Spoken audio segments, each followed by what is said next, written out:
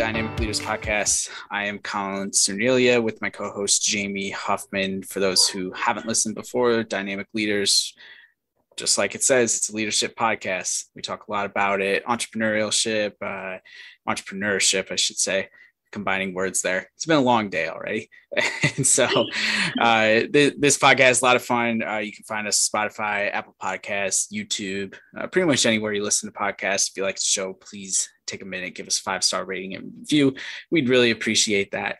And Jamie, we have some housekeeping before we get into our featured conversation today with Brittany Pomeroy, who's here in the Charlotte area with us and does a bunch of leadership work in the corporate world. But before we get to that, let's talk about some wins. And then I know you have a fun topic for us to start to lead into the conversation. But I'll start with you this week because I think I went first last time. We skipped a week with the holiday, but what's going on with you? Tell us about some wins, a big win that you had.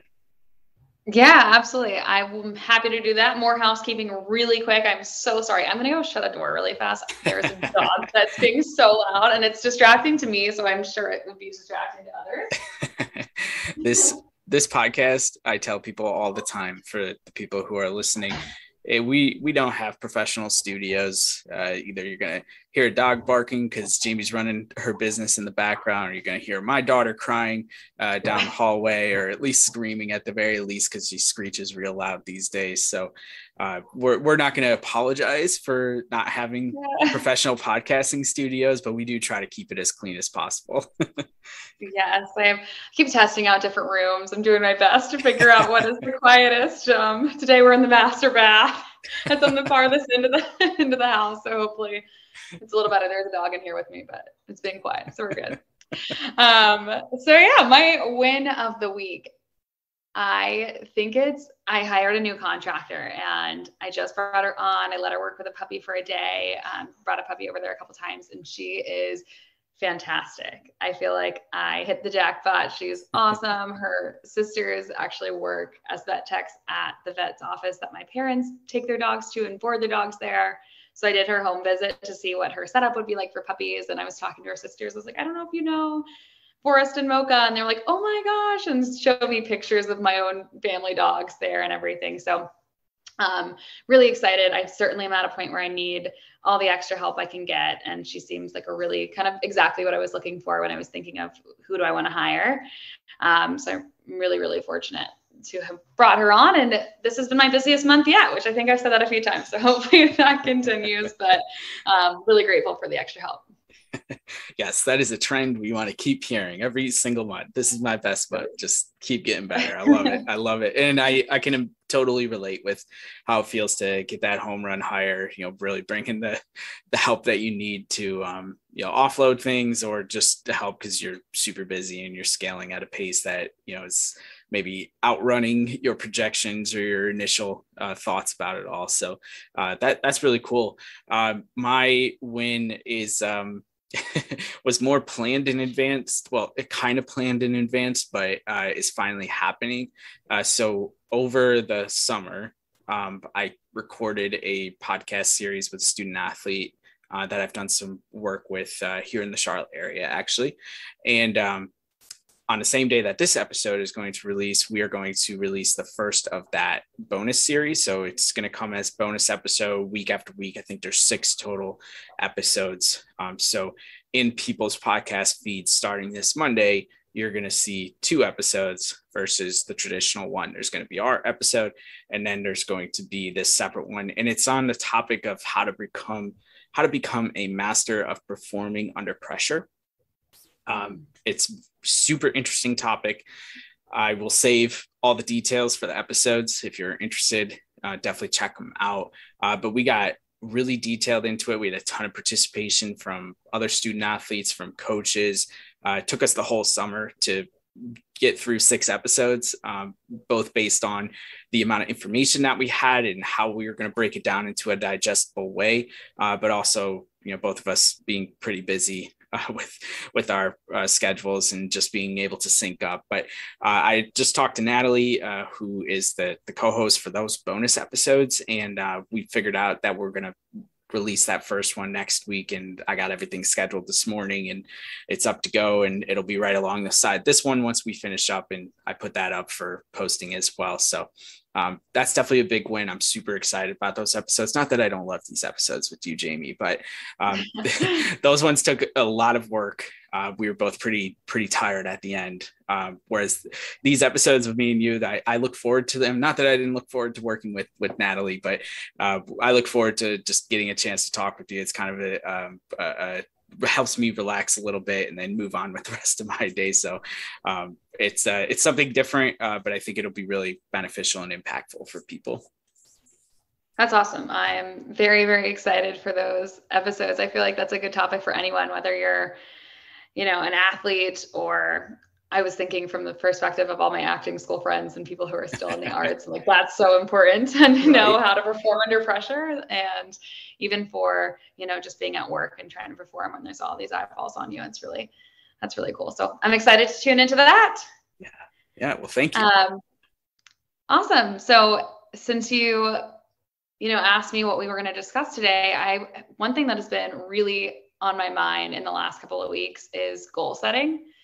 I don't know about you and exactly what your journey is. I don't, didn't want to touch that. I know it's already been on your podcast, but I know for myself, starting Puppy Preparatory, it wasn't this long thought out thing where it was like my end all be all dream job to train puppies and run this puppy training academy, although it feels like a dream job and I love dogs and I couldn't be happier doing what I'm doing. But I finally kind of took some time to think. It was actually kind of inspired by what you said the other week of reframing what meditation looks like. And I think just having time to sit and think and not just go through the motions. And I realized I needed to set some bigger goals, or what was my vision for Puppy Preparatory? If this wasn't what I saw myself doing forever, what can I use to motivate myself now to continue when I'm really tired and all this stuff? And the puppies kind of do motivate me, but still helpful to have some big goals. So I wanted to just talk about what our long-term visions were for each of our companies, because I think having a really clear vision of what you want in the future really helps get through those day-to-day tasks and get through the short-term goals that are super necessary to get to the long-term vision. Yeah. So I kind of want to hear from you first, and then I'll fill in. Oh man, put me on the spot. Oh, if not, I'll go first too. Whatever you want to do. No, it's fine. I'm just kidding. Yeah, it's a really interesting question, and it's funny that you said, like, when you started your business, maybe there wasn't like this grand plan, right? Like this 50-year vision of what Puppy Prep was going to be. And I think I was in that same boat when I first started. I was definitely passionate about what I wanted to do, but there's just so much to do, as you know, as a small business owner, that I think unless you've done it before, like if this is maybe your second business that you're starting, or beyond that, if it's the first time you're doing it, it's kind of hard to project out in a realistic way. Or maybe I'm just not smart enough to be able to do that. One of the two, I'm sure, is true. But I've had a lot of these moments where I'm like, okay, what am I doing on the short term? How is that affecting long term? What is the actual vision for my company? And I would say it took about 1.5 years for me to come up with something that I felt so strongly about, that I was like, okay, this could be like a longer term thing. And that was when we pivoted to mainly focus on supporting women in sports. We had already pivoted to mainly working in sports, and for the most part, that's at the college level. But the biggest pivot was to say, okay, we're going to be a supporter of women in sports because they're underrepresented. They don't get the same opportunities for the most part. So let's see how we can help them, level up when it comes to leadership and to these opportunities of influence and whatnot. And that, at this point happened, roughly the same amount of time it took me to get to that point to pivot. Now I think it's been about 1.5 years since that pivot, and we're still going in that direction. And so I think my long-term vision is very clear in the sense that, like, for the Leadership Academy specifically, that is who we want to mainly support. And because it's like what you were saying, I get energized by talking about leadership, by talking about culture, in the same way that you get energized by your puppies. But I think, like, knowing that you're supporting something that's a little bit bigger and different than just like what's passionate to you is really a big motivator. And that's really helped me focus in for the business specifically. Now, like, some of the stuff that I do in relation to the business, like the podcast, sometimes there's deviations here and there. My book was obviously a deviation from that as well.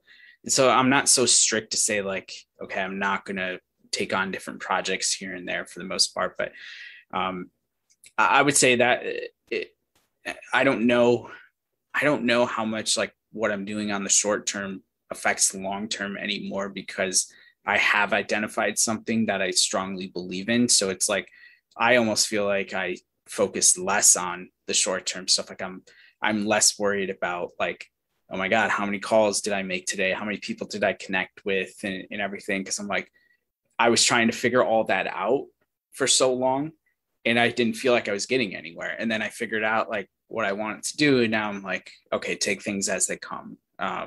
This is not as people know already, this is not like where I paid bills through the Leadership Academy. So that takes some of the pressure off. Whereas for you, it is kind of your main thing.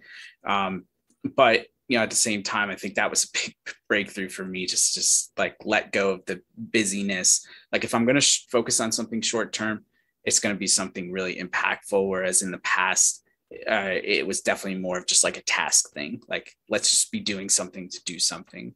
And, so I think there's a lot of breakthroughs there of that long rant, but the longer term vision has really helped me kind of focus and refine on what it is that I want to do on a day-to-day basis, which I guess I equate to more of the short term. That makes sense. I've had a somewhat similar experience. I've actually, since starting it, I've never set like numbers for myself of like, oh, I have to do this from this perspective. I got really lucky. I put it out a Google ad and it worked maybe too well at this point because I've been really, really busy. But I think now, as I've reflected a bit more on what I want for the long term, which for me, especially coming from animal welfare background and I did a lot of what I'm doing now just on a volunteer basis in the past. And I think there was a different level of fulfillment from fostering dogs and really giving back to the community in that way. And I miss that a lot, to be completely transparent. So I think as I've looked at that and I look up, what I'm doing with Puppy Preparatory and really what my clients are, they're mostly dogs from breeders, which I think is perfectly fine as long as people are going to ethical and responsible breeders. I don't think that there's anything wrong from that, but I also know the reality of rescue work. So sure. I was thinking about, what would I do in my ideal world? And I think that would be still have Puppy Preparatory, have most of the puppies and contractors, me really focused on just running the business side and either fostering dogs or taking dogs that, their money goes towards a charity, kind of like what I'm doing at the silent auctions. And I think that would kind of help me see, that I'm making an impact in some way beyond just, I do think I'm making an impact in, the puppies' lives and especially the families' lives when they come back and they're sleeping through the night and, a little bit better potty trained. I'm not discounting that does make a difference in people's lives, but I think one thing that's helped me is figuring out ways that I can start and implementing charity work or doing the things that I love to do beyond just the training and using my business for good now.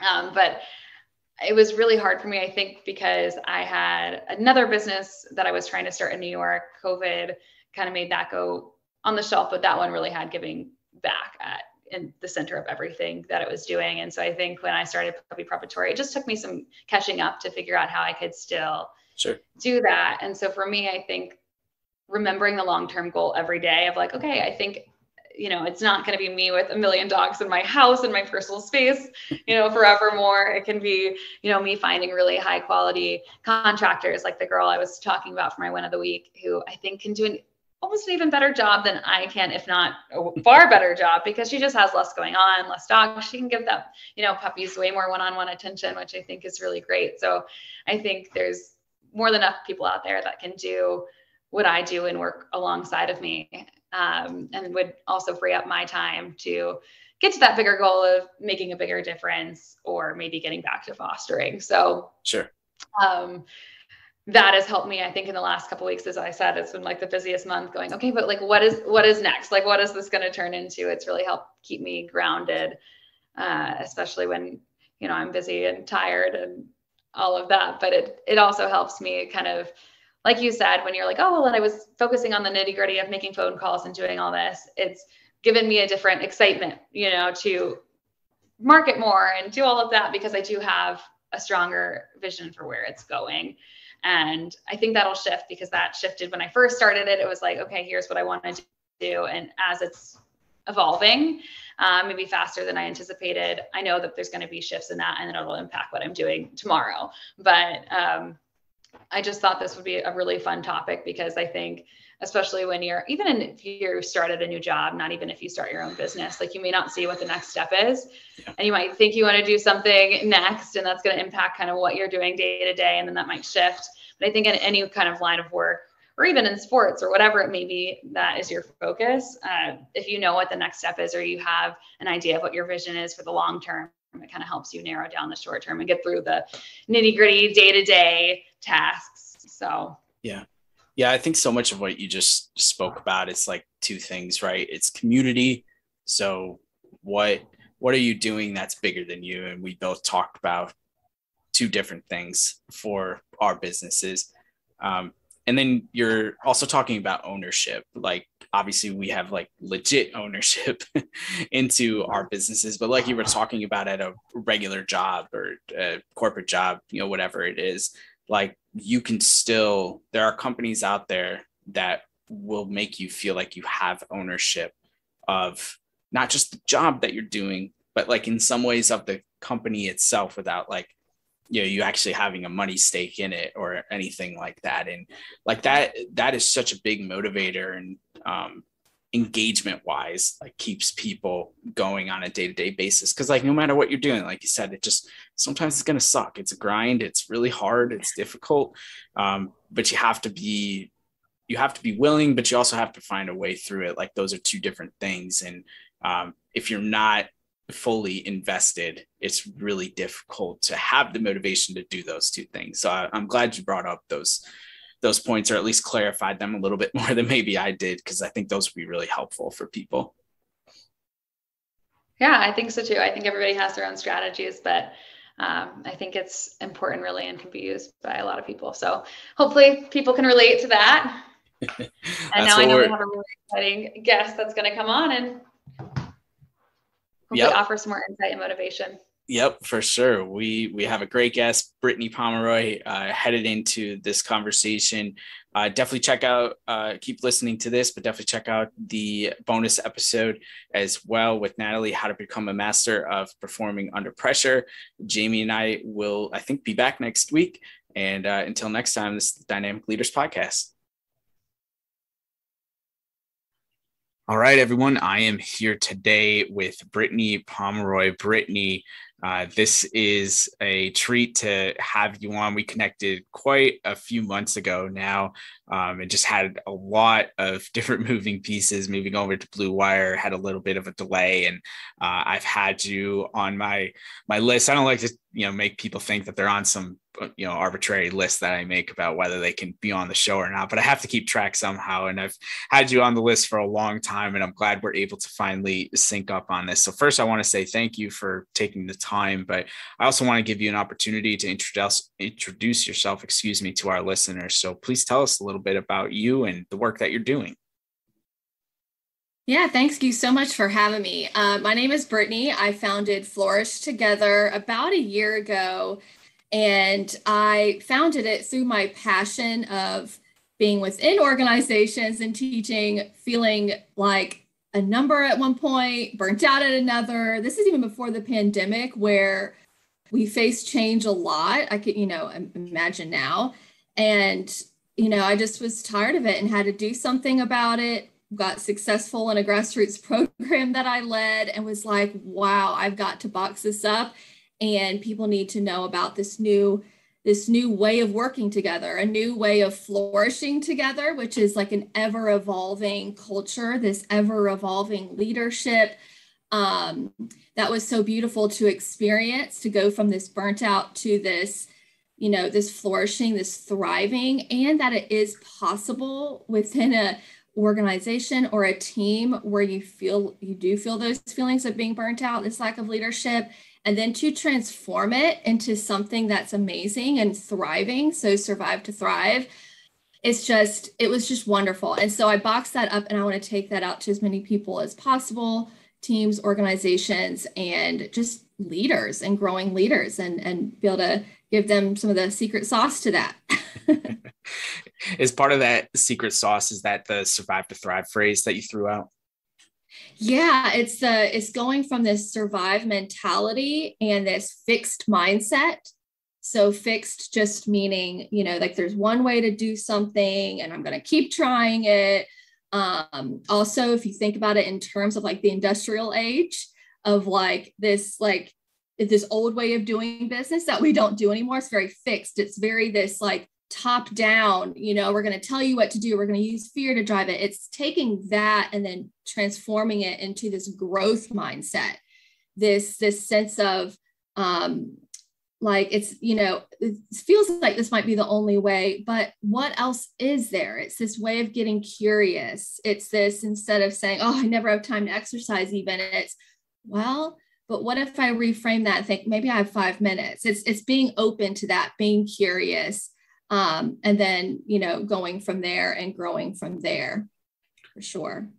So is it almost, in your experience, or maybe more specifically with your business, like when you're coming across the leaders that you're trying to help, like they're already in this position where they're trying to survive and they need to be open to a different type of mindset, like you just said? Like, is that often what happens, like where people are kind of backed into a corner already? Or do you see, a mix of people who are proactive and, know that, hey, I don't have everything figured out, but I'm not necessarily like in a fixed mindset, but I'd still like to do work. Is there one or the other? Is it a mix that you're working with? Yeah, that's a really good question, because what I have found is that with leaders, what gets them moving in the direction, like I said, to this thrive, when you feel like, what else am I going to do? I have found that with businesses, because it's like you said, like they feel cornered. Like there's this sense of no one's talking to each other. Everything's taking forever.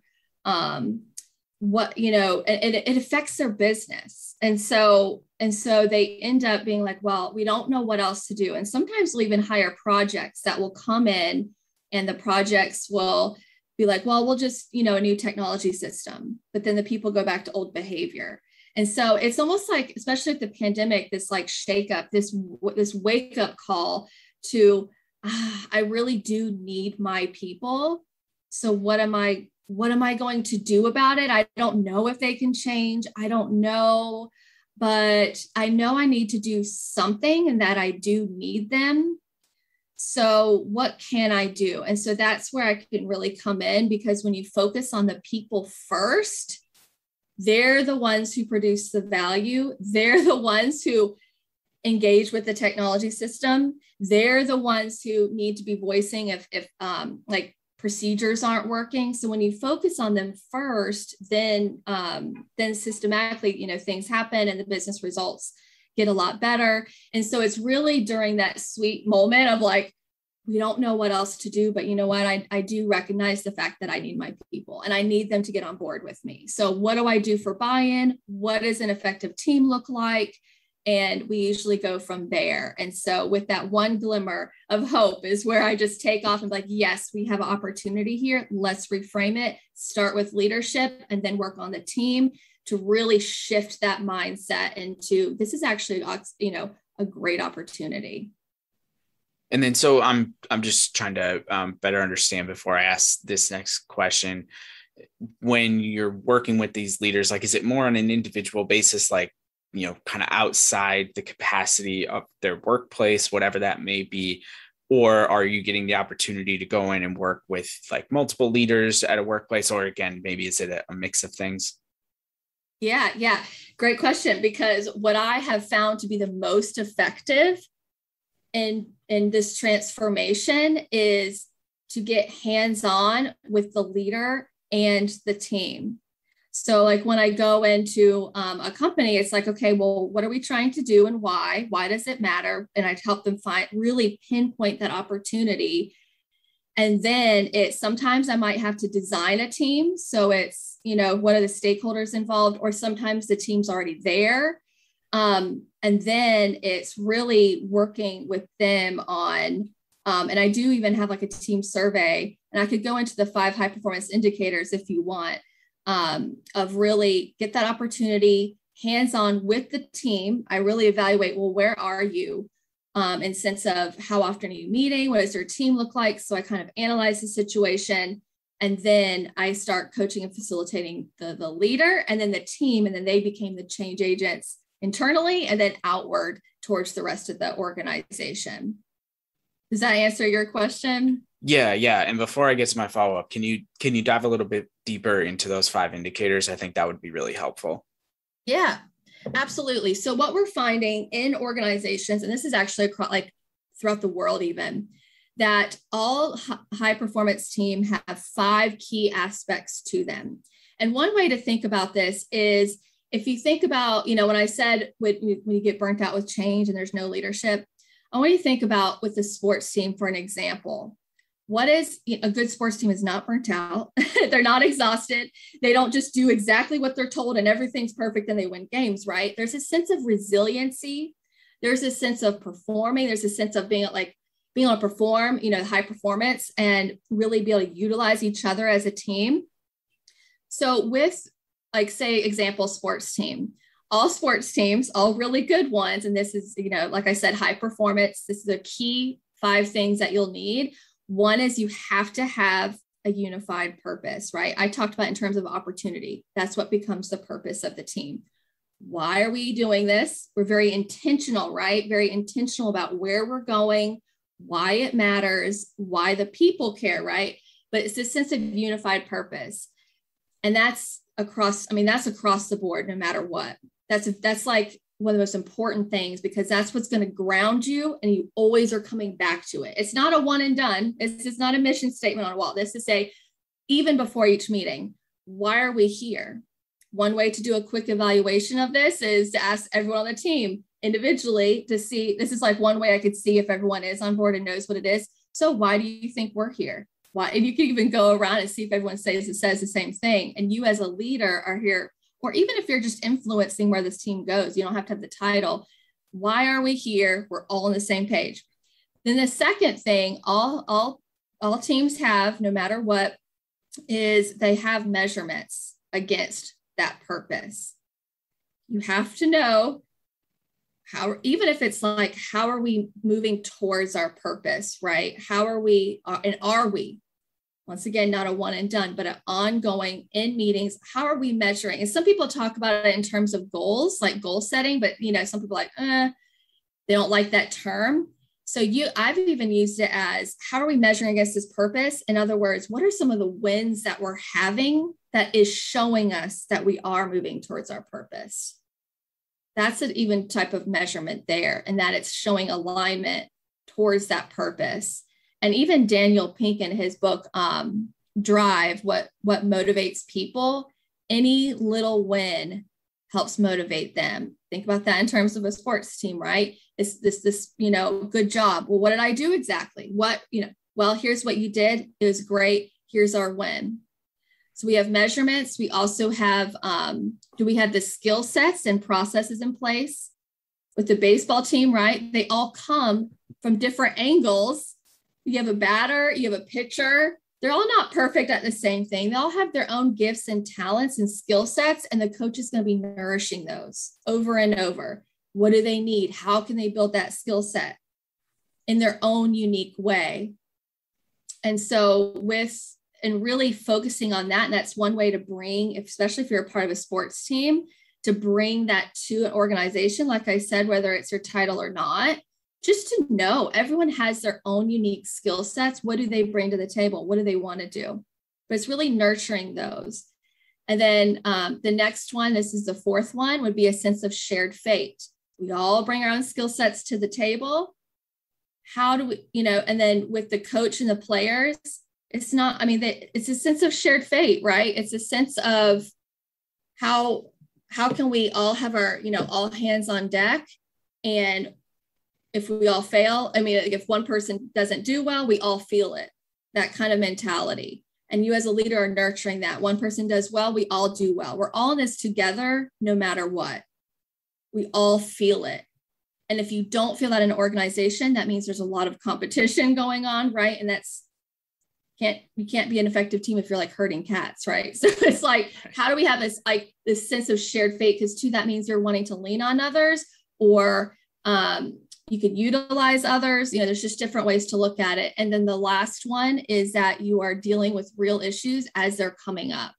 The coach doesn't wait till the next year, the next beginning season, to talk about what he saw and what you need to improve. It's after every single game. It's after, probably every day, especially the really good ones. They're like, hey, what are you working on? What has come up for you? How can we help that? And the team players, they don't just fume about it to everyone outside the team.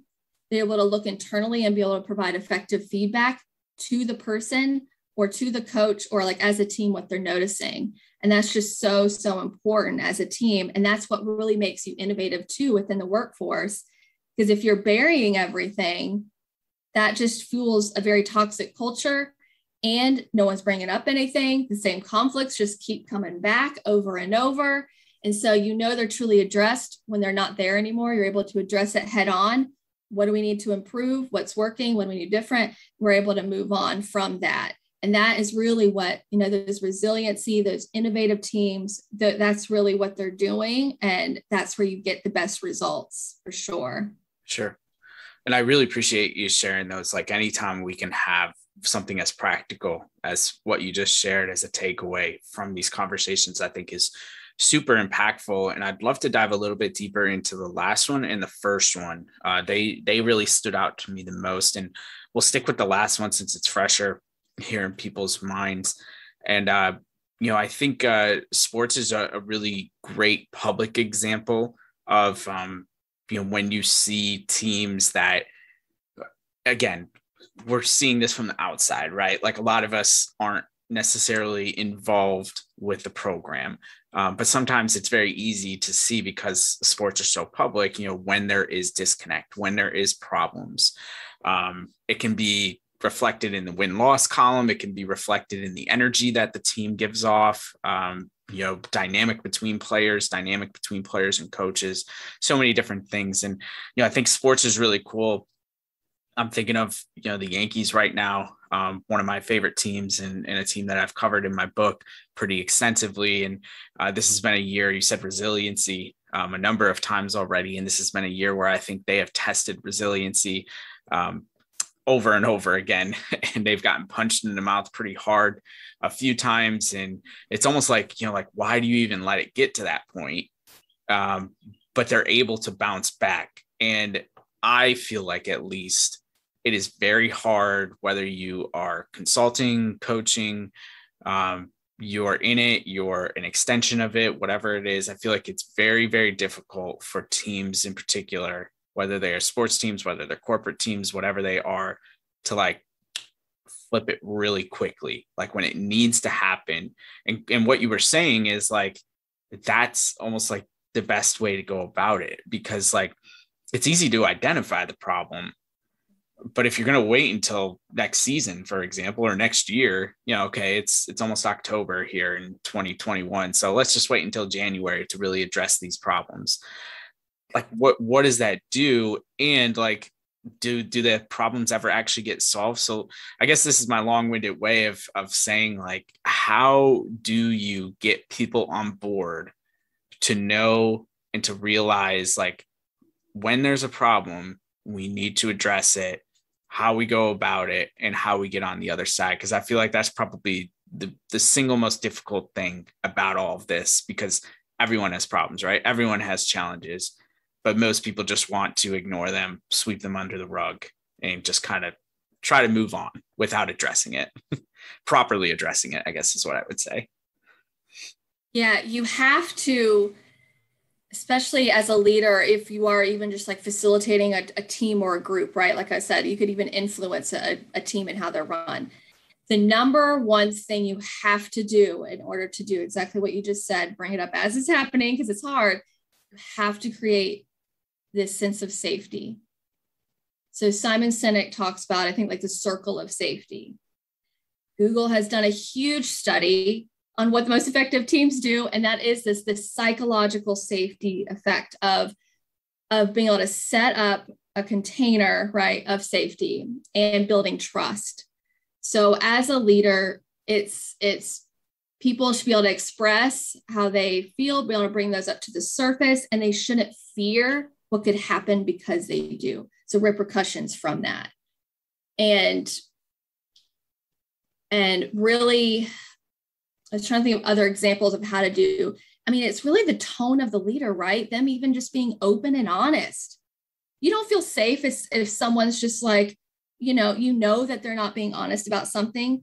Sometimes it takes the leader to model even just, here's what I see happening. Here's what's going on. So even that vulnerability piece creates this effect of safety on the team members. And what you don't want to do, and what people fear most, is they're like, well, but then we're going to have emotions flying everywhere, and but it's about really, there's a couple ways. One way is there's this old story. You say, yes, I see this old story. I see this was what's happening, but we're now creating a new one. What would that look like? And really put that on them to begin voicing what it could look like. Even if it's just merely getting curious, it's going to really depend on where they are. And also sticking with the facts of things, right? So if you're like, well, our emotions are, they're going haywire, which you do need to have empathy as a leader too. That creates safety. But you have empathy, but you're also looking at things from a factual basis. One way to do that with feedback even is to really like, what is the exact situation that happened? What are the exact behaviors with your eyes that you saw, your ears that you heard, right? We're not making assumptions. And then how did it impact you? So like, that's one way, is like getting really factual. So you're kind of, so that way they're able to see very clearly what's going on. And sometimes that takes writing it out, first, so you're practicing it, but that'll get people's attention, right? Because they're like, oh, okay, that's what happened. And you could even bring that to the team, and you'd be like, this is the facts of what I saw. And they could even be like, well, here's what I saw that you could actually insert in there, but it becomes a factual discussion. So that way you could get to the solution, which would be another factual solution of, oh, that's exactly what happened. Okay. Here's what the impact was. Here's one little thing we can do to alter that. So getting factual, creating that sense of safety, that sense of trust, and really you as a person set the tone in that for sure. So before we get too far away from this point, I'd love to know from your experience, your expertise, what are the motivators to change the behavior? Because like, I hear what you're saying about, creating that circle of trust. And I naturally start to wonder, is that enough to change the behavior though? So like, I'll say again with the Yankees, like I can imagine that part of what motivates them is the fact that they may lose their job if they don't perform, right? High performance, going back to what you talked about earlier. And if they lose their job, they lose their livelihood, which is the thing that a lot of us can relate to. Maybe not as much money as professional athletes make for the most part, but a lot of us are working on a day-to-day basis to support our livelihood, our families, and things like that. So I feel like that's probably a motivation that can help, when you need to change a behavior. And because for the Yankees example, I've always argued that they have a really strong, healthy culture. And it's almost like there's probably this fear built into that. Like, if we don't turn it around, A, we're going to lose our jobs, but B, they're just going to blow this whole thing up. Like, they're not going to trust that we can get the job done. So they're going to bring in other people, and we're not going to be able to be a part of this culture anymore. Do you think those are real motivators? Like, are there other motivators that help people change their behaviors from your experience? Yeah, it all comes, one of the biggest motivators is having that unified purpose, their why, okay. Right? Simon Sinek, he always talks about was having a why. So with even the Yankees per se, I can imagine that they're like, why are we here? Because we're awesome. Here's what we do. This is just who we are. Like, we are, and we've been the best before. And they could really feel into that. And, I don't know them enough to say exactly what their why would be or what that opportunity, like, we are one of the best teams. Of course you want to be here. Of course we're going to be in this together. And these are your buddies, right? So it's just having this sense of why that connects with their head, like they logically get it, and with their heart in the sense of they can really care. Because that's one of the first questions I'll ask a leader is, well, what's the motivation? Like, why are we doing this change? And if they're going to say something that's something about themselves, right? It's like, well, because I want this, or okay, well, but why should they care? Why should your team care? And you need to really pull that out of them sometimes, or they need to go and think on it and come back and be like, but why should they care? And we can really take the most mundane things and really fuel some type of head and heart in there. Like, I've worked around financial systems and organizations. Those are huge because there's all these implementations done. People are overwhelmed. They're like, I don't want to do it. Even finding a why around that, it's like, well, guys, it's not going to go anywhere. They just got it. So why do you think we should do this? Well, I don't know. It's the best we're going to have. So how about we work together? What does that look like? Can we make our lives a little easier, And this is what we're having. So it's coming here to stay. So how can we really lean on each other? You want to do your job, right? You want to be able to come to work and it be a lot easier. How can we do that? So, people naturally want to be able to come to work to even do their jobs at the best that they can. And you can narrow that down even more based off where you are. So, because it's a little broad right now, but you can, really fuel that why. And the people have to see a change in the leader in some shape or form. And even like I said earlier about those wins, you have to show them that there is a shift. Every little shift matters, because they're going to be very skeptical. They're going to be like, yeah, okay, I've seen this before.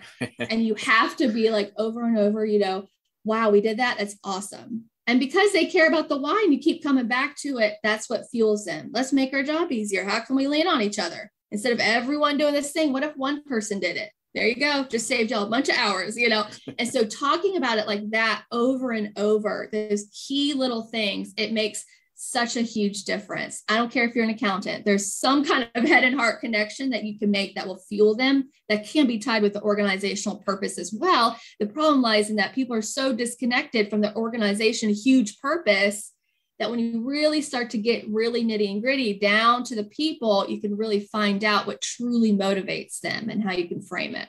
Sure. Yeah. And I'm glad that you made the connection that I did in my head to, between the changing the behaviors, what we just talked about, solving problems in real time, and then what the opportunity is, that's where I was going with next, to go back to your indicators, that first one. And, so often, so it's in sports, the bottom line usually is wins and losses, right? And you want to be winning. And in the corporate world or business, the bottom line is money. You want to make money. And I think it's pretty clear to most people, this is probably not groundbreaking, that those cannot be the only motivations that you have, because it's just not enough. And what you're telling us, all these different reasons as to why we're working together, why we're working so hard, what we're working toward, et cetera. And diving a little bit deeper into all of that is really important. So I'm glad that you connected everything there. Is there more to it when it comes to opportunity, like in terms of a practical, like exercise, like how do we get away from just focusing on wins and losses? How do we get away from just focusing on making money for the business? There's actually been research done that shows if the more purpose-driven your team or your organization is, there's direct research showing engagement, the huge increase in engagement percentage numbers. And so with that, even just being a straight, like that's just a fact.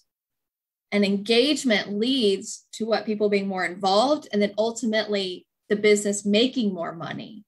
So sometimes, they're like, I don't know, we just need our people engaged because we're trying to hit numbers. Ultimately, it comes down to if there's purpose and they are engaged, you will make more money.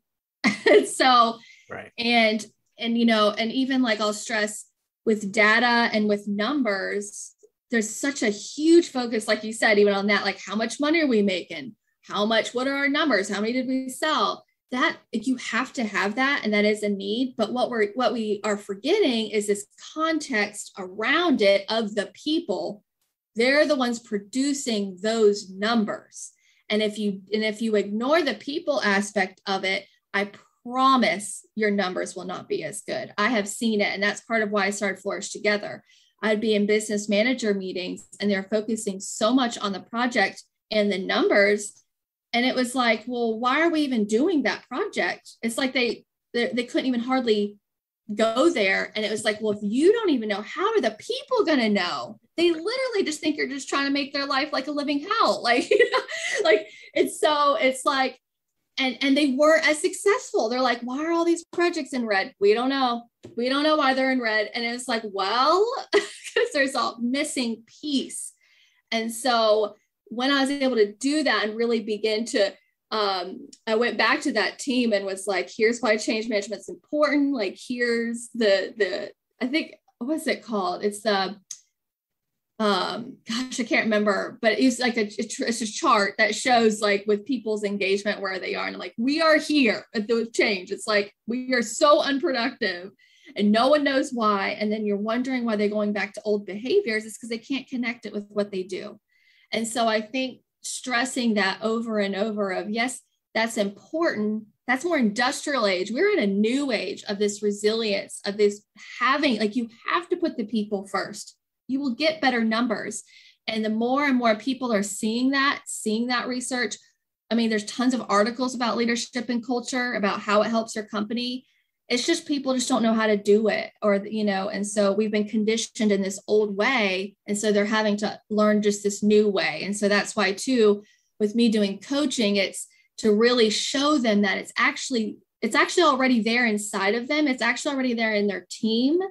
It's just pulling that out and getting that focus of, well, okay, we need to be more of a thrive mindset.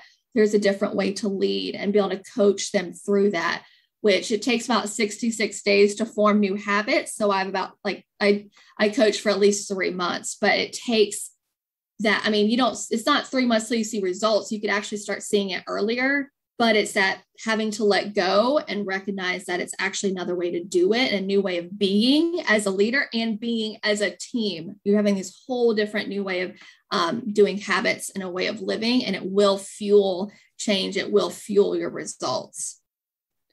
Yeah. And you kind of led me into wanted to understand, a little bit more about, what kind of your work looks like. It looks like, it's pretty big commitment. It's not just a one and done type thing, at least 3 months. And, like you said, to really build those healthy habits. I mean, what else quickly just goes into some of the work that you do, if there are people who are curious.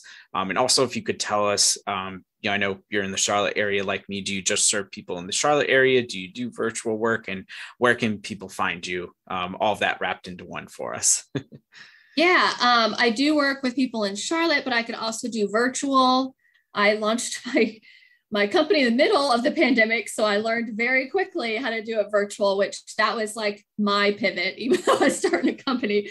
So I do virtual as well as in person.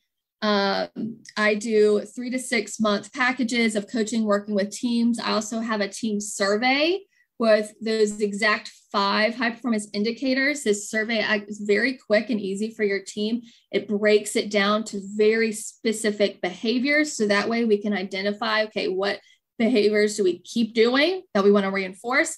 What just need a little bit of tweaking? And then what do we need to remedy, really focus on? So I do the survey, come up with an action plan, and then I start coaching and facilitating the team. I'm definitely not a one and done because I'm all about that long-term change, right? People have HRs for training, and that's super, super important. But for me, it's that hands-on aspect, that becoming who we are in our habits and way of being as a team and leader. And then you can find me on, my website is flourishtogether.net, or you can find me on LinkedIn, or my Instagram handle will be Brittany, BRITTANY.Pomeroy, POMEROY.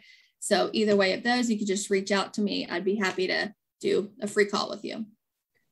All righty. And I'll make sure I put that information in the show notes for people, like I do with all of our guests, super easy reference. So when you have a chance, pull over in your car, stop your run, workout, whatever it is, you can reference that pretty easily. But Brittany, this has been really insightful. I think it, again, goes to remind people how involved the work has to be an effective leader. But, it's also a reminder as to why it's so important and why, we take the exhaustive measures that we do to do this work. So I appreciate all the insight that you shared, and certainly supportive of your work, but really appreciate the time that you took to come on the show and share everything today. Yeah, absolutely. Thank you so much.